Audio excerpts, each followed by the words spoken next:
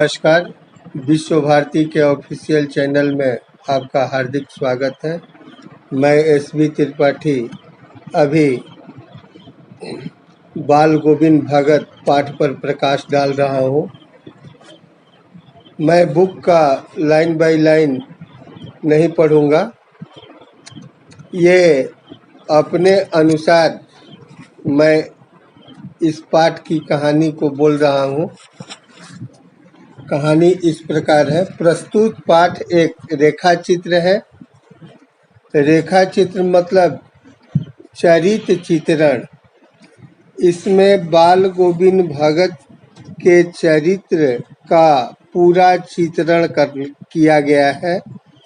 मतलब लेखक इसका सजीव चित्रण किया है। रेखा चित्र शैली में रचित इस पाठ के अंतर्गत लेखक ने एक ऐसे पात्र का चित्रण किया है जो कबीर के आदेशों पर चलते हुए अपने जीवन का निर्वाह करता है। ग्रामीण परिवेश को चित्रित करने के साथ साथ इस पाठ में ग्रामीण संस्कृति को भी प्रस्तुत किया गया है। लेखक ने सामाजिक बुराइयों एवं रूढ़िवादी सोच पर प्रहार करते हुए मानवीयता की भावना को प्रतिपादित करने का प्रयास किया है। इस तरह विशिष्ट शैलीकार होने के कारण बेनीपुरी को कलम का जादूगर कहा जाता है। कबीर के संतत्व मतलब संत स्वभाव में आस्था रखने वाला यह वह व्यक्ति है जिसने कबीरी ठाट में अपना जीवन जिया है। बाल गोविंद भगत लगभग 60 वर्ष के मझोले कद के बहुत गोरे व्यक्ति थे। उनके बाल पक गए थे। वे कपड़े बिल्कुल कम पहनते थे। कमर में एक लंगोटी मात्र और सिर में कबीरी पंथियों की सी कनफटी टोपी दिखती थी। लेखक के अनुसार वे एक कुशल गृहस्थ थे। उसने उनकी पत्नी को तो नहीं देखा, लेकिन बेटे और पतोहू को देखा था।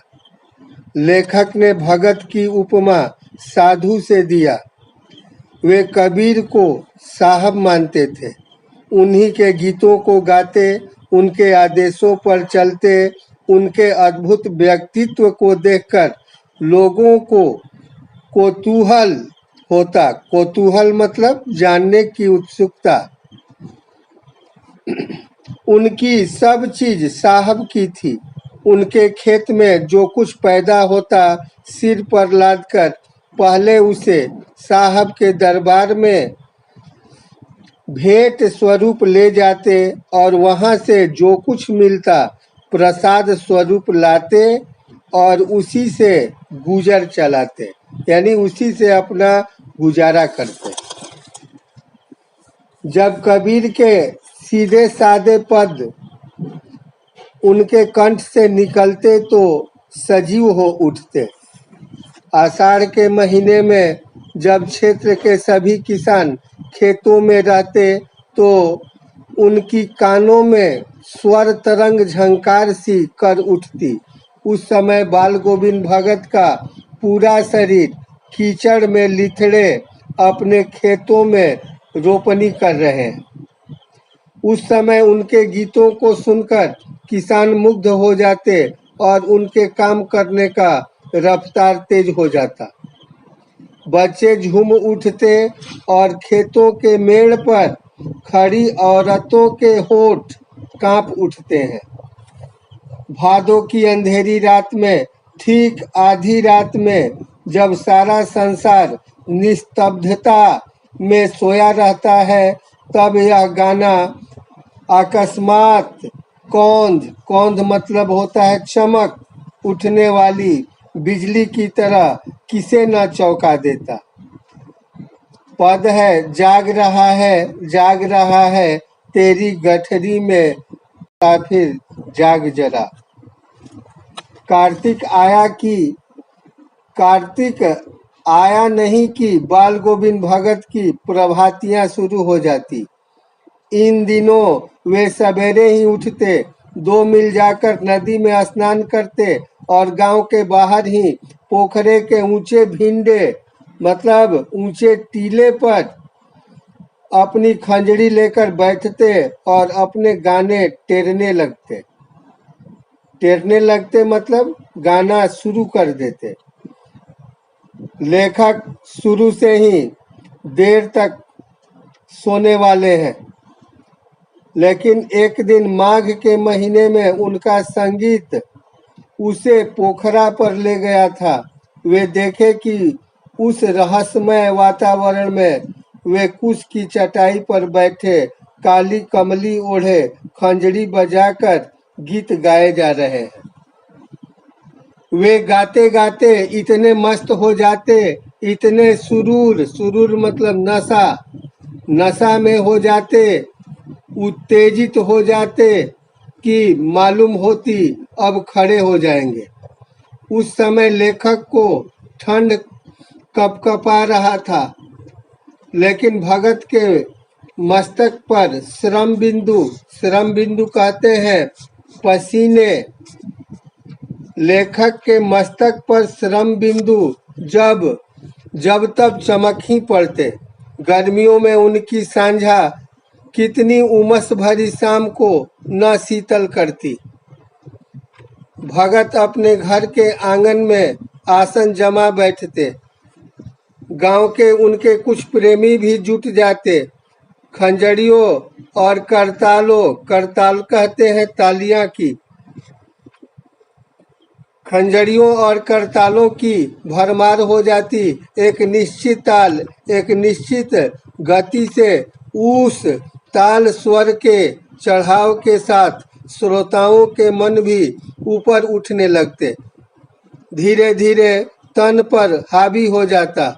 एक क्षण ऐसा लगता बाल गोविंद नाच रहे हैं और साथ साथ सभी लोग नृत्यशील हो उठते हैं। बाल गोविंद की संगीत साधना का चरम उत्कर्ष कहते हैं सबसे अधिक ऊंचाई। बाल गोविंद की संगीत साधना का चरम उत्कर्ष उन दिनों देखा गया जिस दिन उनका बेटा मरा। इकलौता बेटा था। वह कुछ सुस्त, कुछ बोदा सा कहते हैं कमजोर। लड़का सुस्त था, कमजोर था, किंतु इसी कारण बाल गोविंद भगत उसे और भी मानते। उनकी समझ में ऐसे आदमियों पर ही ज्यादा नजर रखनी चाहिए, क्योंकि ये निगरानी और मोहब्बत के ज्यादा हकदार होते हैं। पतोहू बड़ी सुभग मतलब सुंदर, सुशील थी। उसने घर की बहुत जिम्मेवारी लेकर भगत को स्वतंत्र कर दिया था। जहाँ बेटा मरा पड़ा था, पतोहू रो रही थी, वहीं उसी तल्लीनता के साथ भगत गाए जा रहे हैं। गाते गाते वह पतोहू के पास जाते और उत्सव मनाने को कहते और कहते कि आत्मा परमात्मा के पास चली गई। विरहिणी प्रेमी से जा मिली। पतोहू से आग दिलवाकर श्राद्ध कर्म के बाद उसके भाई को बुलाकर यह आदेश देकर साथ कर दिया कि इसकी दूसरी शादी कर देना। बाल गोविंद भगत की मौत उन्हीं के अनुरूप हुई। वे 30 मील दूर गंगा स्नान करने गए थे। उनका नियम था घर से खाकर गए तो घर ही आकर खाएंगे। 4-5 दिन लग गए स्नान करने में, केवल पानी पीते रहे। जब वे घर आए तो तबीयत कुछ सुस्त हो गई, किंतु टेक वही जवानी वाली।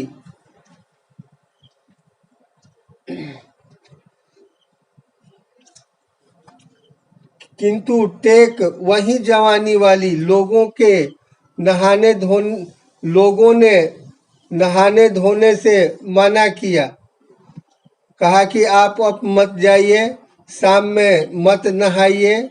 लोगों ने ऐसा सुझाव दिया, लेकिन उस दिन भी संध्या गीत गाए।